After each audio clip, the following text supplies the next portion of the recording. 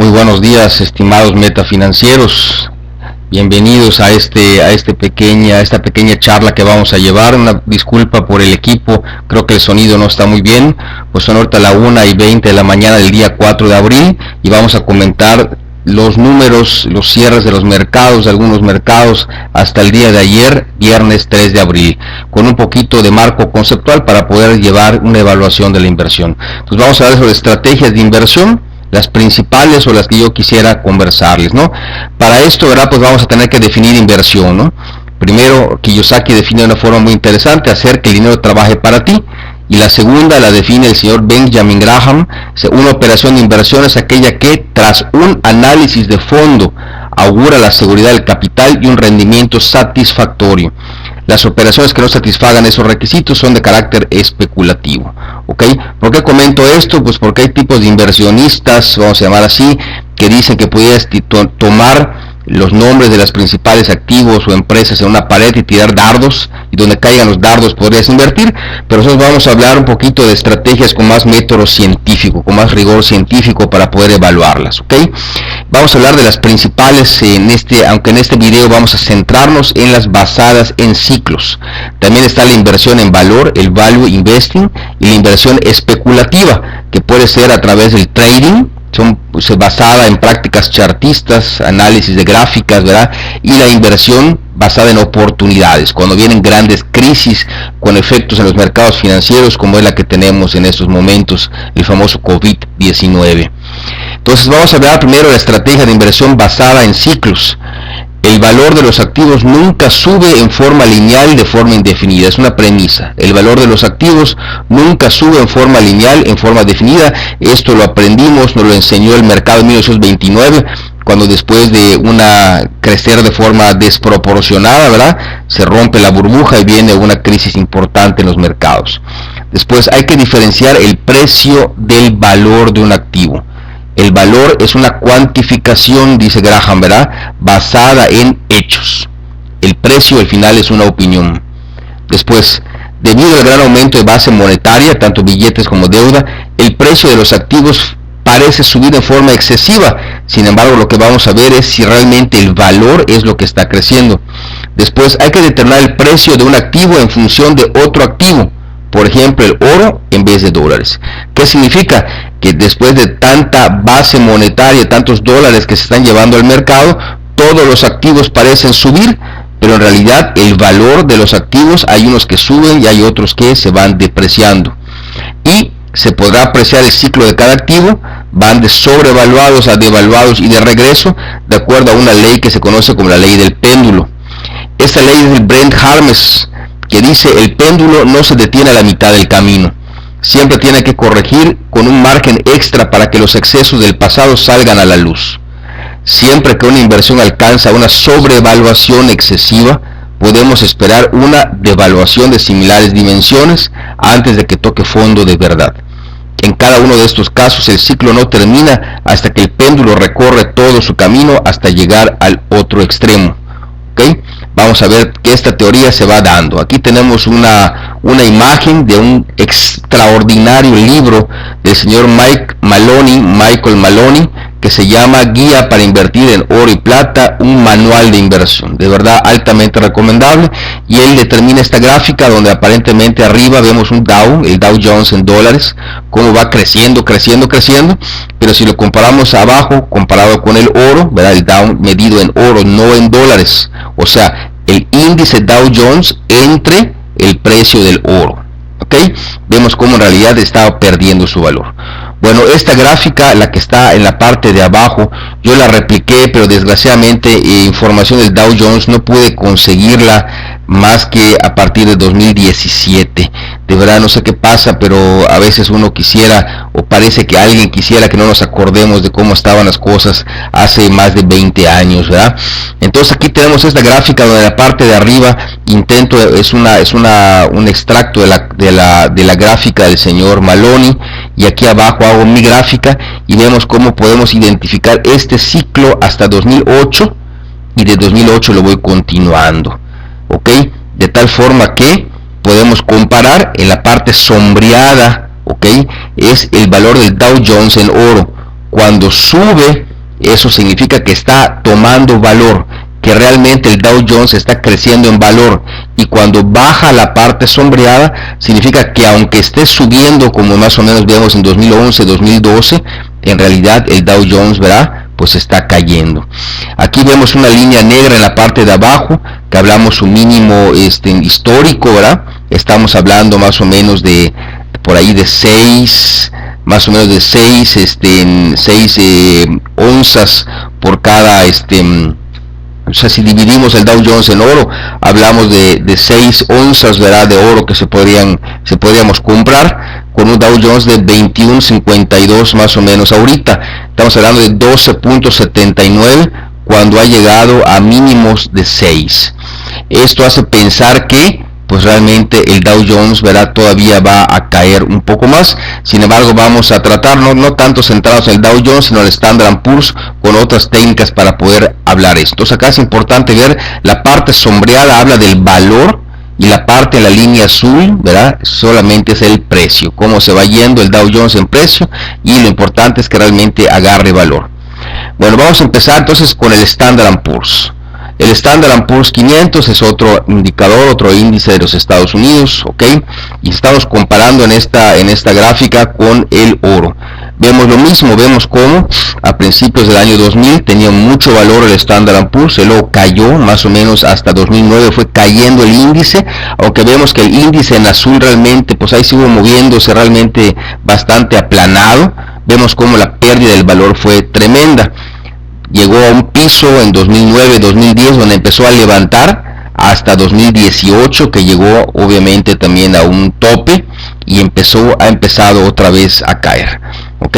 Entonces ahora estamos en un cierre de, si dividimos el Standard & Poor's entre oro, hablamos más o menos de que podemos comprar ahora, o vale 1.5 ¿cómo se llama?, lingotes del precio del oro, ¿no? Y el Standard & Poor's 2.488 puntos. Sin embargo, aun cuando vemos que todavía pareciera la gráfica, ¿verdad?, el valor del Standard & Poor's sobre el oro, la parte sombreada, que le falta por tener una buena caída, vemos como el índice, el que está arriba, el Standard & Poor's, está cayendo. Y si comparamos el promedio móvil, aquí la línea roja es un promedio móvil de 50 días y la línea negra un promedio móvil de 200. ¿Cuál es la lectura? Cuando la línea azul rompe la línea roja, significa que ya rompió el promedio de los últimos 50. Cuando rompe la línea negra, significa que ya rompió el promedio de los últimos 200 días. Pero cuando la línea roja rompe la línea negra, significa que la tendencia es claramente, como vemos al final de esta gráfica, hacia abajo. Entonces aquí esperamos, ¿verdad?, que realmente el Standard & Poor's caiga todavía más, todavía está inflado, y la forma de empezar a ver cuando llegue a niveles a lo mejor, ¿verdad?, de pues un poquito más hacia abajo, empezar a ver que la línea roja empiece a subir, y cuando rompa la línea, otra vez la línea negra, a lo mejor es que la tendencia ya está un poquito regresando a su nivel. Aquí vemos el precio del oro, y aquí vemos lo mismo, la línea roja es un promedio de los últimos 50 días, una media móvil, y los 200 es un promedio de los últimos 200 días. Acá vemos como al revés, en el caso del oro, la línea roja está rompiendo, ¿verdad?, está rompiendo incluso el precio, la línea del precio del oro, lo que significa que todavía hay una tendencia alcista. Aquí vemos un máximo que se llegó hasta más o menos hasta 1.800 dólares, ¿verdad?, en 2000, por ahí de 2011.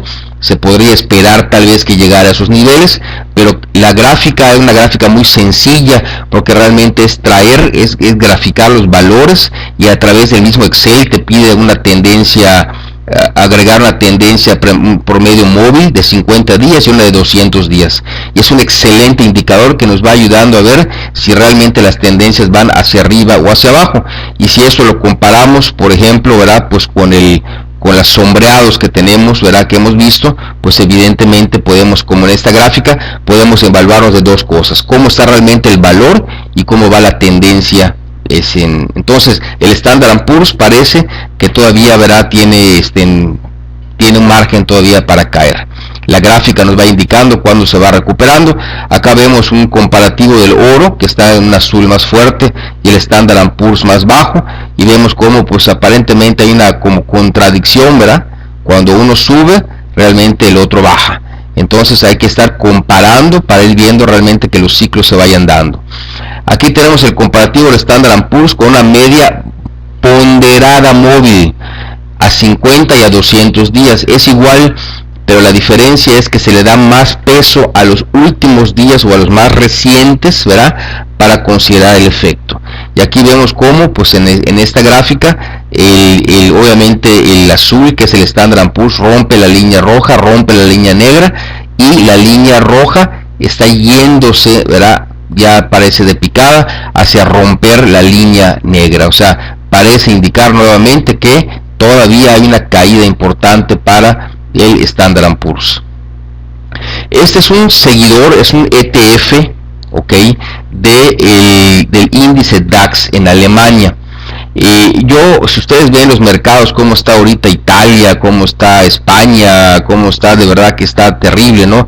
A mí honestamente pues la economía italiana y la española no me agradan mucho. Japón también ha caído, se ha defendido, pero si ustedes ven Alemania, el DAX está en el piso, ¿no? Y obviamente estás hablando con la superpotencia de la Unión Europea. O sea, definitivamente Alemania es la que mantiene el ritmo de la Unión Europea. Es una potencia, es un mercado en el que vale la pena invertir. Vemos acá lo mismo, vemos cómo del año 2000 a 2020 la parte sombreada es la parte de valor. En el 2000 realmente el DAX estaba fuertísimo y ya ha ido cayendo el valor hasta ahorita mínimos históricos. Okay, entonces ahorita estamos hablando ya de un nivel en el que a lo mejor, ¿verdad?, pues es que esto de la contingencia, no sabemos, la incertidumbre lo que está matando esto. A través del análisis de valor vemos que ya está tocando los mínimos, ¿verdad?, de los últimos 20 años. Sin embargo, vemos de azul una caída fuertísima, ¿verdad?, del indicador, y obviamente la línea roja ya rompió por mucho, ¿verdad?, la tendencia de los últimos 200 días. ¿Qué significa esto, verdad? Que hasta que no haya una recuperación, o sea, a través de valor ya está tocando piso. ¿Qué es lo que falta? Pues no hay receta de cocina, no sabemos cómo se va dando esto, sino que el indicador, las tendencias o los promedios móviles nos van indicando cuándo puede haber una recuperación. Por lo tanto, que si ustedes compran, por ejemplo, un ETF que se llama EWG, ese es el nombre de pizarra, EWG, que está en dólares, es importante. El DAX está en euros, ¿verdad? El EWG está en dólares, ¿ok? Pueden ver que realmente se espera una recuperación buenísima y una economía en la que realmente pues vale la pena invertir, ¿ok? Aquí tenemos el IPC. Realmente el IPC se espera una caída libre. Honestamente nadie quiere meterse ahorita con el indicador. Tristemente se habla de que llega hasta tal vez hasta 27,000 puntos. La barrera de los 30 seguro va a romper el piso de los 30 los va a romper. Pero es un magnífico ejemplo de cómo se va leyendo estos ciclos aquí, ¿ok? Acá vemos la parte sombreada de lo mismo. El IPC sobre oro habla de realmente la solidez, cuando realmente el índice crece. Si vemos la línea negra que está inclinada del año 2000 hacia 2007, vemos cómo realmente creció el IPC y creció en valor. Ese fue el mejor momento del 2000 al 2007 para invertir en el IPC. Después vemos cómo, aunque siguió creciendo aparentemente, empezó a disminuir, a caer el valor y otra vez a subir. Esto nos está mostrando tal cual la estrategia de los ciclos. Ahorita vamos a ver a más detalle. Acá lo importante es ver que el piso, ¿verdad?, está entre 20 y 18. Si nos vamos al ¿cómo se llama?, al indicador del IPC en pesos mexicanos sobre oro, ¿ok? O sea que ya estamos prácticamente en ese piso. Sin embargo, pues los fundamentos de la economía mexicana hace unos días degradaron otra vez la deuda, la deuda soberana de México, ¿verdad? Estamos a 2 escalones, ¿verdad?, de la tragedia, ¿no? Entonces aquí pues no sabemos, pero sí se habla de una caída fuerte. Vemos que aunque en valor ya estamos prácticamente llegando, podrían bajar hasta 18, a lo mejor 10, el indicador IPC sobre oro, ¿ok? Vemos también una caída drástica, una caída libre del indicador del IPC de la línea azul, y la roja ya rompió, o sea, el promedio ponderado de los últimos 50 días ya rompió el promedio de los últimos 200, o sea que hay una caída libre hasta que veamos una recuperación. Si vemos que el valor está entre 18, 20, que está ya en el piso, y empieza la línea roja a irse hacia arriba y a recuperarse, ya podríamos a lo mejor esperar una tendencia diferente. Obviamente pues esto contrastarlo con las noticias, esto contrastarlo con la economía real, ¿verdad? Que sí, realmente es difícil lo que está pasando en nuestro país en este momento. Y acá vemos entonces esta gráfica que muy interesante, porque vemos cómo del año 2000 al año 2007 fue el ciclo del IPC. El que invirtió en IPC de verdad fue lo mejor que pudo hacer. Vemos abajo el indicador, cómo está la sombra azul, cómo creció a tope. Y a partir de 2007 más o menos, ¿verdad?, empieza una caída.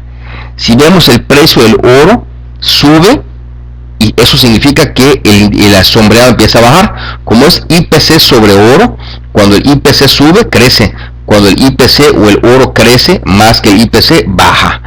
Entonces el momento para vender era hasta 2007 vender posiciones del IPC, ¿ok? Comprar posiciones del oro y entonces empezar a subirse el ciclo del oro. Esto duró hasta 2011. En 2011 viene una caída también del ciclo del oro y vemos cómo el IPC vuelve a subir hasta 2015, casi 2016, y de 2016 entonces cae el valor del IPC y sube el ciclo del oro. Esto es un ejemplo entre el oro y un indicador bursátil como es el IPC mexicano, que representa, me gusta mucho el IPC, por eso lo estoy usando, porque se ve con mucha más claridad esta situación, cómo podemos invertir.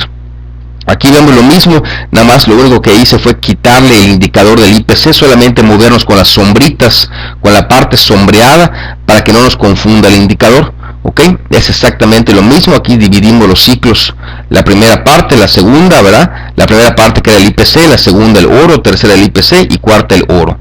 Y aquí vemos qué pasaría. ¿Ok? En la primera parte, los que invirtieron en el IPC crecieron su valor, en la línea azul, ¿ok? El sombreado azul. Viene el ciclo del oro, venden sus posiciones en el IPC y compran oro, un tramo grandísimo. Cuando viene la caída, venden sus posiciones en oro y compran IPC. Y después lo mismo hacia el oro, y vemos cómo esta tendencia es, de verdad, es una tendencia impresionante de rentabilidad. Claro, aquí lo estamos haciendo ya toro pasado, ¿verdad? Pero cuando se va llevando de alguna forma, la ventaja de los ciclos es que no caen de la noche a la mañana. Hay indicaciones fuertes, ¿verdad?, de que el ciclo empieza a moverse. Lo que pasa es que no nos podemos basar en los precios. Si solo vemos el precio del oro, vemos el precio del Dow Jones o vemos el precio del Standard & Poor's, vamos a ver que aparentemente todo está subiendo. ¿Pero por qué? Porque la base monetaria está creciendo. Y eso no puede ser. Una cama de agua, ¿verdad?, si tú sumes en alguna parte la cama, en otra va a subir. ¿Por qué? Porque es la misma cantidad de agua. Solamente habría una forma en que la cama empiece a crecer de forma importante en todos lados, y es cuando le estás inyectando agua, que es lo que está pasando tal cual, ¿verdad?, con la base monetaria. Entonces ahorita una forma interesante de invertir, bueno, una sería en acciones, que vamos a ver en otro capítulo, ¿verdad? A lo mejor en algunas acciones enfocadas hacia valor, que hay acciones muy baratas, pero también podemos enfocarnos a los mercados. Por ejemplo, vimos el mercado alemán. Entonces, un ETF es una maravillosa forma de inversión. Un ETF es un conjunto de activos que cotiza en la bolsa de valores. Los ETFs son una manera diversificada de bajo costo y fiscalmente eficiente de invertir. Son más eficientes y se reduce aproximadamente un tercio de los costos de administración de un fondo de inversión promedio. El principio básico es no invertir en valores individuales, sino en replicar el valor de los índices. Si hablamos de mercados financieros, algunos ETFs interesantes, el SHB, que son los bonos del Tesoro de Estados Unidos de 1 a 3 años, las notas del Tesoro. Si hablamos de capitales, está el IBV, que sería un seguidor del Standard & Poor's 500, el Nasdaq, el seguidor del IPC, EWJ, el seguidor del Nikkei, EWG no está acá, pero ese es el seguidor del DAX, los commodities, el GLD, seguidor del oro, y el USO, el seguidor del petróleo. Perfecto, contadorcito. Entonces, en mi caso, yo ahorita pues invertimos en el EWG. Me gusta mucho la economía alemana. Estamos hablando de superempresas, del motor de la economía europea, que ahorita está en el piso por la situación que se está dando, pero que evidentemente va a crecer. Creemos que el IBB, el Standard & Poor's, todavía va a bajar más hasta que veamos que el indicador de valor, y sobre todo ver que la recuperación a través de los promedios móviles no nos van indicando que ya es momento de que se empiece a levantar.